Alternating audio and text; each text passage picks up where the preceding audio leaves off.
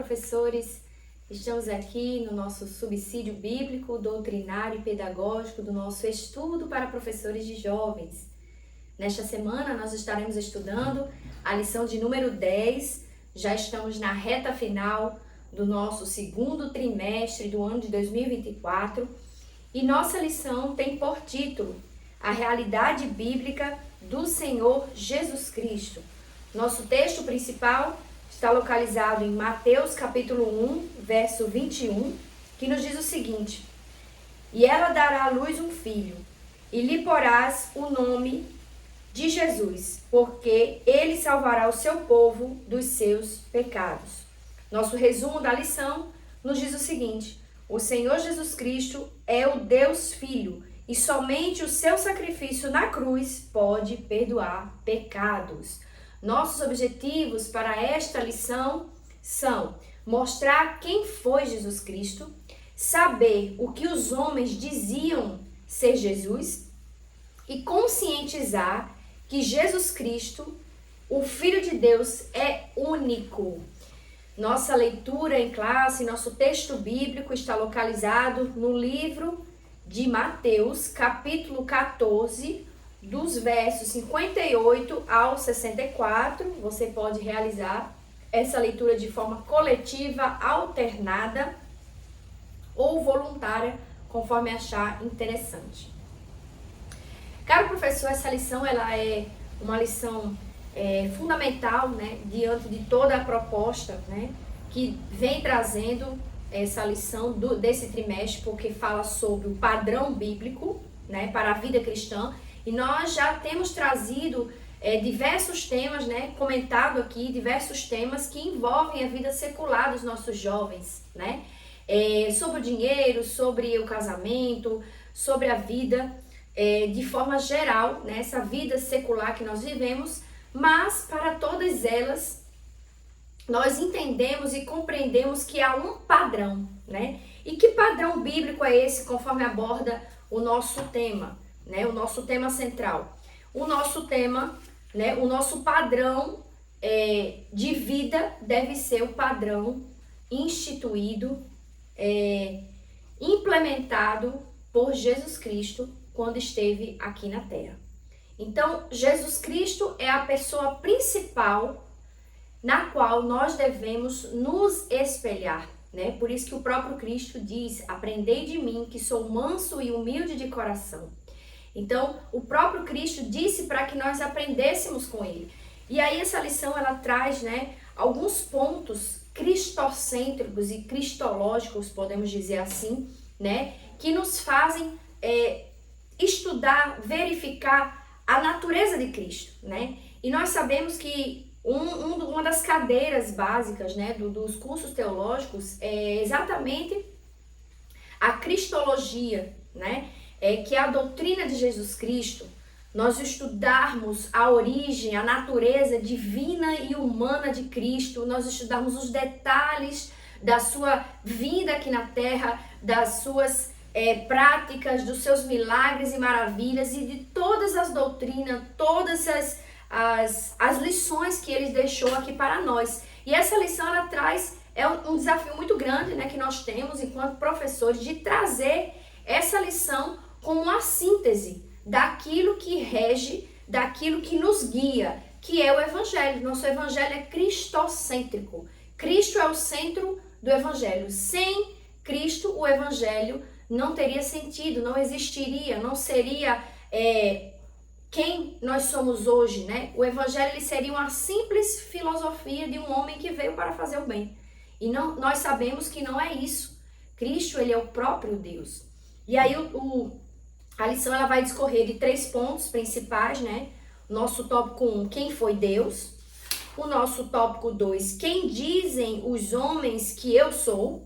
E por fim, o nosso último tópico, que é o tópico 3, que diz por que Jesus é único. Então, tem alguns materiais aqui que eu gostaria de comentar com vocês ao longo, né, desse comentário bíblico, para que nós possamos respaldar a nossa lição desta semana, né? Então, o autor da lição, ele começa falando quem foi Jesus, né? Qual a origem de Cristo, de onde veio, e ele vai começar a falar, né, no Evangelho segundo escreveu São João, que nos diz, e no princípio era o verbo, e o verbo estava com Deus, e o verbo era Deus, né? Nessa introdução desse livro, né, ele vai trazer ali à tona, né, a presença de Cristo desde o princípio. Então, Cristo não era, ele não foi, ele é, sempre foi. Então, é presente. Ele sempre esteve com Deus, mesmo antes de vir ao mundo como homem. Então, Cristo é o próprio Deus, ele sempre esteve com Deus, ele sempre foi o próprio Deus.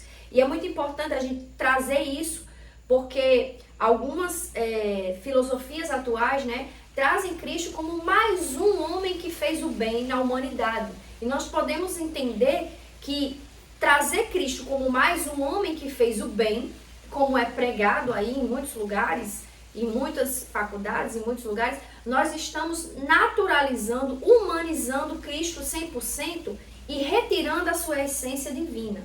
E aí é importante resgatar esses valores para que eles sejam firmados com os nossos jovens, né? Então, no início do tópico 1, ele vai trazer essa alusão a esse trecho, falando que Cristo sempre foi, sempre é e sempre será. E ele vai falar que a vinda dele terrena aqui na Terra já foi prevista, né, por profecias, porque a própria palavra, ela se completa, né? A Bíblia ela é toda em concordância, toda em harmonia. E a primeira vez que nós ouvimos falar da vinda de Cristo ao mundo foi no Evangelho, foi no livro do Gênesis, né? Capítulo 3, versículo 15, que nós chamamos de Evangelho protótipo, que viria um que esmagaria a cabeça da serpente. Então, perceba, desde a introdução do início do mundo, né, na sua formação, que Deus já previa a vinda de Cristo, humanamente falando, para salvar a humanidade. Por quê? Porque Deus, em sua presciência, já conhecia que o homem iria pecar e que iria precisar de um Salvador para remir desse pecado e ele alcançar a salvação. Então, a vinda de Cristo, ela foi anunciada desde o livro do Gênesis e ela foi também confirmada, ratificada através dos profetas. Então, os profetas trouxeram, né, nós temos o profeta Isaías, que descreve coisas que o próprio Cristo praticou, né? É um dos livros mais messiânicos do Novo Testamento. Nós temos, dentre outros, e também o seu precursor bem pertinho, que foi João, né? João. E aí, ele trouxe, mostrando, né, que Cristo veio como Cordeiro de Deus, né? Eis o Cordeiro de Deus que tira o pecado do mundo. Então, se não houver revelação da parte de Deus, não há profecia. Então, Deus, em sua infinita sabedoria, profetizou, usou, né, dos seus profetas aqui terrenos para trazer à tona a vinda de Cristo. E isso não foi já perto do Novo Testamento, e sim muito antes no Evangelho protótipo, como nós mencionamos aqui no livro do Gênesis. E aí é importante para o professor trazer esse resgate, esse pano de fundo, né? Mais uma vez aqui, eu vou retomar a importância de ratificar, de resgatar o plano da salvação, porque os alunos, mesmo sendo jovens, eles precisam ter em mente que plano é esse, de onde veio esse plano, né? O plano da salvação inclui a vinda de Cristo, porque sem Cristo não há salvação. Então é importante resgatar esse plano para trazer aqui a profecia até chegar o momento em que Cristo nasce, né? Cristo nascido de mulher, né? E ele diz, sendo Deus, né, o apóstolo Paulo, sendo Deus, não teve por usurpação ser igual a Deus. Antes, né, sofreu morte e morte de cruz. Então, nós sabemos que a morte de Cristo, né, em cruz, a cruz na época ela significava vergonha, né? Aquele que envergonhado de alguma forma, mas Cristo passou isso por nós, para nos garantir essa salvação, a morte de cruz, né? E aí, o subtópico 3, ele vai trazer aqui a origem, né, dizendo que Cristo, né, nasceu de uma mulher, né? E algumas filosofias, ele vai trazer aqui, né, algumas filosofias que vão dizer, né, que Cristo não era humano, e sim um espírito que parecia ter um corpo. Então há muitas filosofias que dizem que Cristo reencarnou, que Cristo não era humano, que ele era um espírito que lembrava ser um ser humano.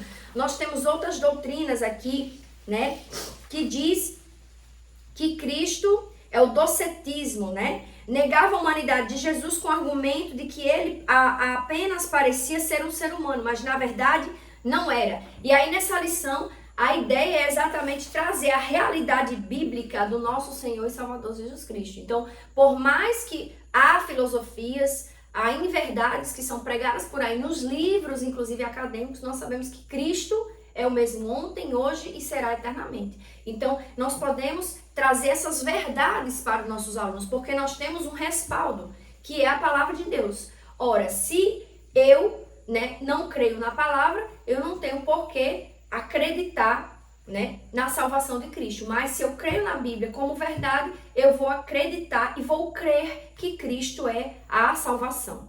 Então, Cristo, ele nasceu de mulher, né, veio a este mundo, do todo o processo, né, natural, na barriga de sua mãe, nasceu, foi criança, passou um tempo em off, podemos dizer assim, né, construindo ali o seu legado, e apenas com 30 anos é que Cristo começa a exercer, né, socialmente o seu ministério. Então veja que tem todo um percurso humano que a Bíblia não relata para nós, apenas um episódio, que é no caso de Jesus aos 12 anos, que já conversava naturalmente com os doutores, né? Os doutores ficavam abismados com tanta sabedoria que Cristo tinha.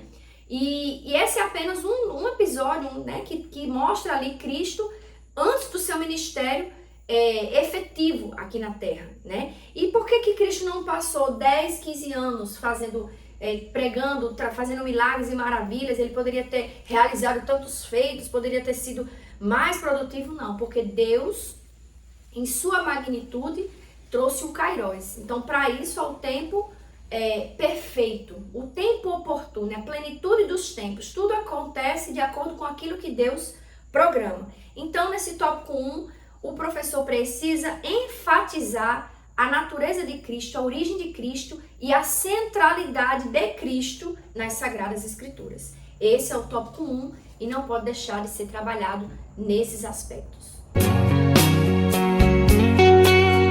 No nosso tópico 2, quem dizem os homens que eu sou? Né? Essa pergunta foi feita pelo próprio Jesus Cristo aos seus discípulos, né? Quando estava ali, inclusive na nossa aula, né, sobre nossa formação continuada, o professor Pedro fez alusão a essa temática, né, trouxe ali esse questionamento que Jesus Cristo fez como uma abordagem metodológica, né, de ensino. Muito interessante essa visão. E o Cristo traz ali e procura saber, né, de seus discípulos. E nós percebemos, nós sabemos a resposta do apóstolo Pedro, que diz: tu és o Cristo, filho de Deus, do Deus vivo. E que o próprio Cristo diz a ele: Deus te revelou. Né? Quem era Pedro antes de Cristo e durante o processo, e quem se tornou Pedro depois, como nós vimos aqui na nossa própria lição. E aí o autor, ele traz alguns pontos importantes, né? Em alusão a essa fala do ex-ateu Clive Staples Levis, né? Que ele diz que Cristo ou era louco, um mentiroso, ou ele estava realmente falando a verdade. Então ele levantou esses elementos sobre a natureza de Cristo, sobre quem era esse homem, por que ele revolucionou a humanidade, e passou a estudar filosoficamente, teoricamente, né, na Segunda Grande Guerra, nesse período, e mostrando aí, dando essas opções a seus ouvintes. Então, Jesus Cristo era louco? Esse é o nosso segundo tópico. E poderia dizer, né, o que se levantou a possibilidade? De que ele não era uma pessoa normal em seu juízo perfeito. E seria um desequilibrado. Jesus acabando com a vida por seu desequilíbrio. Veja a visão do estudioso sobre o próprio Jesus Cristo, né? Mas nós sabemos que Cristo vinha com um propósito muito claramente definido por Deus, pela Trindade, para exercer aqui na Terra. E o próprio apóstolo Paulo diz: o que parece loucura aos homens é, né, o poder de Deus.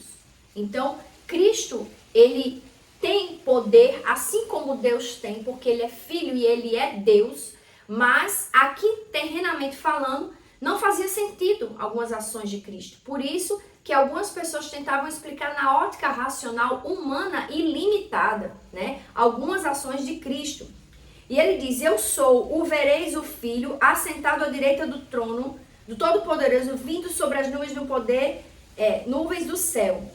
Isso é no livro de Marcos, capítulo 14, verso 62. Se observarmos os evangelhos, veremos um homem equilibrado, paciente e firme diante de seus acusadores.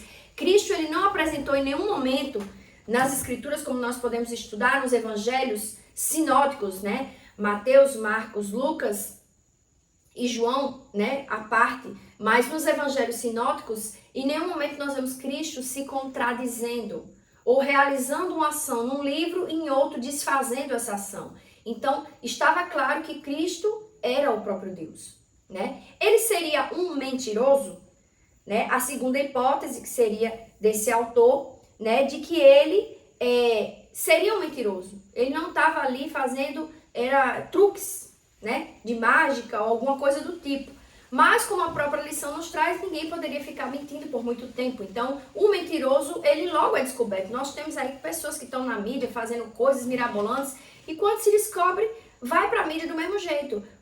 Fulano o tempo todo estava mentindo, nunca foi real, entendeu? Então, é bem importante o professor trazer esses questionamentos, porque a criança que é trazida para o evangelho e ela aprende Cristo, Jesus, desde criança, o plano da salvação, quem é Jesus, ele cura, salva, batiza, como nossa declaração de fé traz na sua primeira página, né? Jesus salva, cura, batiza no Espírito Santo e em breve voltará. Nós crescemos ouvindo isso e tomando como verdade porque o evangelho é pelo crer, né? Mas algumas pessoas, de forma secular, não tem essa formação. Então, o que acontece? Elas vão em busca dessas informações através dos livros e se deparam com materiais como esse. E que se não tiverem cuidado, mesmo sendo cristãs, não tendo uma base sólida, podem entrar por vãs filosofias e acabar acreditando que Cristo era algum, né, desses elementos aqui apresentados. Então, é importante o professor trazer o respaldo bíblico, e mais uma vez eu trago aqui a declaração de fé, na sua página 49, capítulo 4, né? A identidade do Senhor Jesus Cristo. E começa falando: cremos, professamos e ensinamos que Jesus Cristo é o Filho de Deus, o único mediador entre Deus e os seres humanos, enviado pelo Pai para ser o Salvador do mundo. Então, ele começa assim, e nossa declaração de fé, ela vai destinar um capítulo, todo o capítulo 4, para falar exclusivamente de Cristo. A origem de Cristo, a deidade de Cristo, a humanidade de Cristo, porque Cristo, nós não podemos negar que Cristo foi ser humano, ele tinha corpo, alma e espírito, os ofícios de Cristo, o seu ministério, os títulos de Cristo, inclusive tem uma sugestão pedagógica que eu vou trazer para os professores já, né? E traz aqui todos os elementos. Então, a declaração de fé, ela não poderia ser diferente, porque se Cristo, ele é o centro do evangelho, nós também temos que dar a devida importância no nosso manual, na nossa declaração. Então, por isso que a nossa declaração, ela traz no seu capítulo 4, a partir da página 49, todo um tratado só sobre Jesus Cristo. E aí vai culminar com esse tópico 4, né? Jesus era Deus. Então, Jesus era o único Deus, né? E aí mostra que ele exerceu seu ministério, né? E veio também pregar o evangelho para que todo aquele que cresce nele pudesse ter a oportunidade de ser salvo através do seu sacrifício vicário na cruz, né? Então, Inclusive tem um trecho aqui importante que os fariseus criticam, né? Quem é este para perdoar pecados? Porque eles achavam uma audácia um homem dizer, perdoados estão os seus pecados, mas eles não tinham discernimento espiritual para compreender que Jesus Cristo é o próprio Deus. Então, por isso, criticavam as ações de Cristo diante, né, da sociedade e todo o tempo. Ficavam observando para poder criticar e diziam, né, que Cristo era ali um impostor, alguém que estava querendo causar tumulto, né? Isso que houve as acusações. Então, nesse tópico 2, vai falar sobre essas vãs filosofias e o cuidado que o jovem cristão tem que ter, esse embasamento. E aí, mais uma vez, retomamos, Bíblia, a declaração de fé que nós temos e a formação dessas raízes sólidas para que ele não seja levado por nenhum vento de doutrina. E para fechar, no nosso tópico 3, porque Jesus Cristo é único, porque só ele pode trazer a salvação e nos transformar.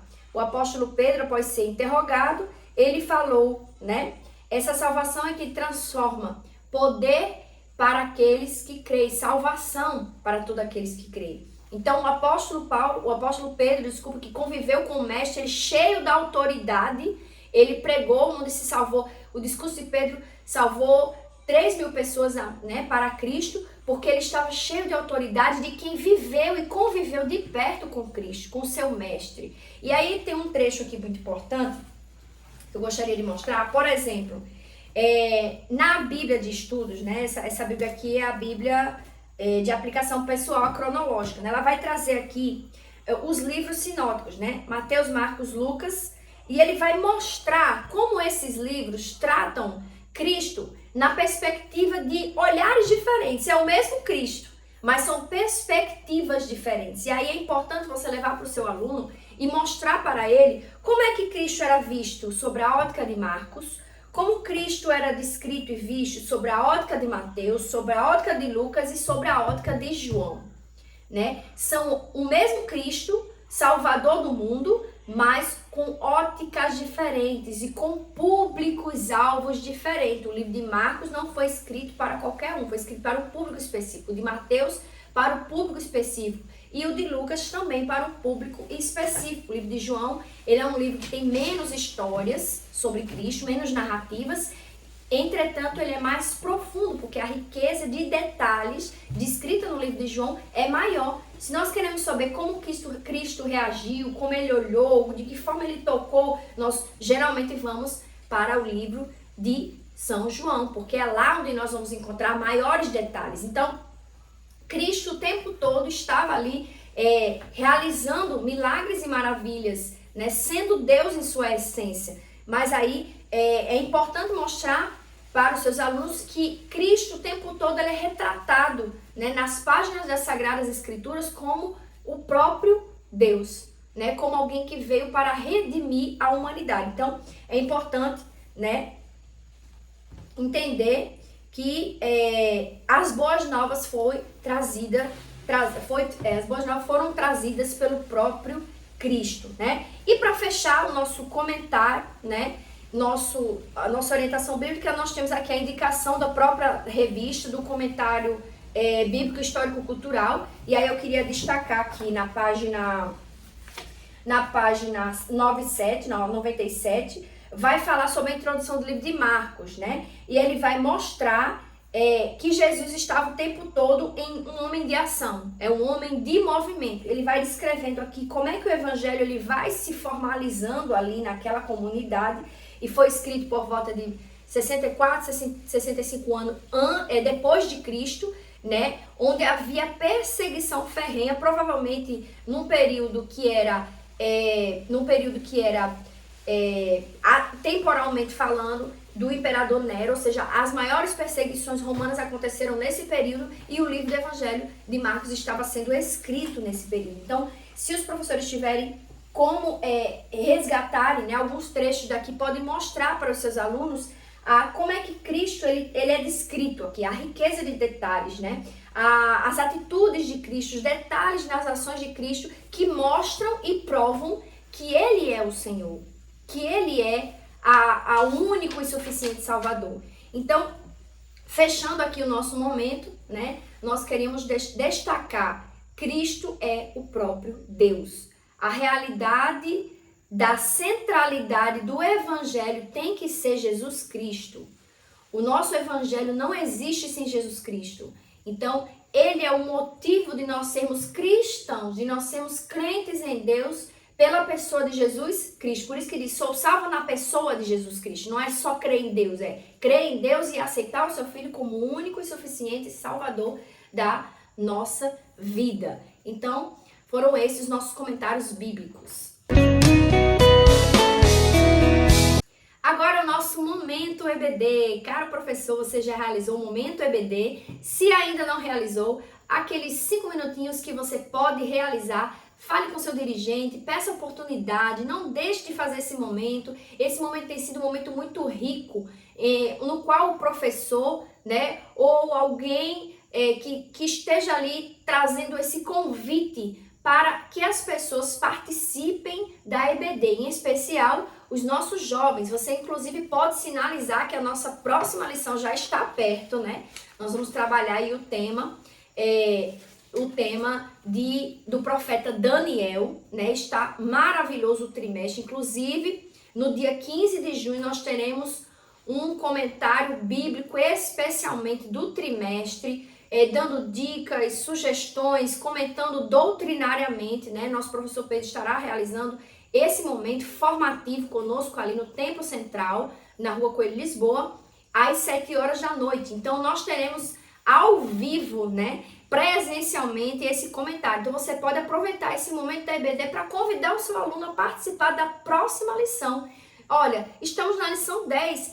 3 semanas nós finalizamos o trimestre. Então, é muito importante que haja esse engajamento, esse convite para que eles venham participar da EBD. Não deixe de fazer o Momento EBD. Agora, nossas dicas pedagógicas deste trimestre. Nós gostaríamos de destacar, antes de partir para as dicas, né, que no dia 9 de junho é o Dia do Pastor, né? O Dia do Pastor é um dia que é comemorado, que nós trazemos aí nossas homenagens e comemorações, né, do Dia do Pastor. É muito importante a EBD se mobilizar nesse momento, trazer alguma homenagem, algum versículo, trazer Cristo, né, que é a centralidade aqui da nossa lição, como nosso pastor. O Senhor é o meu pastor. Então, o professor pode pensar em alguma dinâmica, né, algum jogral, alguma coisa junto com as outras turmas, as outras classes, para realizar esse comentário, essa homenagem aos nossos pastores, tá? Então, fica aí uma dica pedagógica. Nossa segunda dica pedagógica, né, é a orientação de reproduzir o esquema abaixo na página 69, os atributos divinos de Jesus. Aí vai trazer Jesus eterno, onipresente, onisciente, todo-poderoso, para que o professor mostre isso de alguma forma. Você pode trazer isso por escrito no seu quadro, né, no seu quadro branco, ou, se você não tiver o quadro branco, você pode trazer esses atributos por escrito e distribuir para os seus alunos, ou ainda pedir que eles escrevam como atividade para que eles não venham esquecer. E aí, atrelado a essa atividade, nós temos a indicação de uma atividade, né? Na verdade, é uma dinâmica. Nós sugerimos que o professor ele pegue vários títulos espalhados por toda a Bíblia do próprio Jesus Cristo, né? Quem é Jesus Cristo? Príncipe da paz, Rosa de Saron, o desejado das nações, o bom pastor. E assim você vai escrever, né, no papelzinho esses títulos que são dados a Cristo, vai colocar numa caixinha, tá ali a minha caixinha, vai colocar numa caixinha e vai distribuir na sala. E os alunos terão que pesquisar onde estão localizados esses títulos. Você não vai colocar a referência desse título. Eu sou o bom pastor. Onde está escrito isso? Então, os alunos terão que pesquisar na Bíblia onde está escrito que Cristo é o bom pastor. Príncipe da paz. Onde está escrito que ele é o príncipe da paz? Rosa de Saron. Onde está escrito? Então, esse exercício vai fazer com que os alunos compreendam que Cristo está em toda a Bíblia, de Gênesis a Apocalipse, não só no Novo Testamento, e sim no Antigo Testamento também. Então é importante essa dinâmica, né? Uma dica, claro, pedagógica, você não é obrigado a fazer, mas eu acredito que vai fomentar bastante aprendizado sobre Jesus Cristo. Então essas foram as nossas dicas doutrinárias e pedagógicas do nosso estudo para professores de jovens. Se você gostou desse vídeo, curta, compartilhe, se inscreva em nosso canal e não deixe de ativar as notificações. Nossos vídeos vão ao ar toda semana. Que Deus abençoe a sua vida, que Deus abençoe o seu ministério e uma excelente aula no domingo.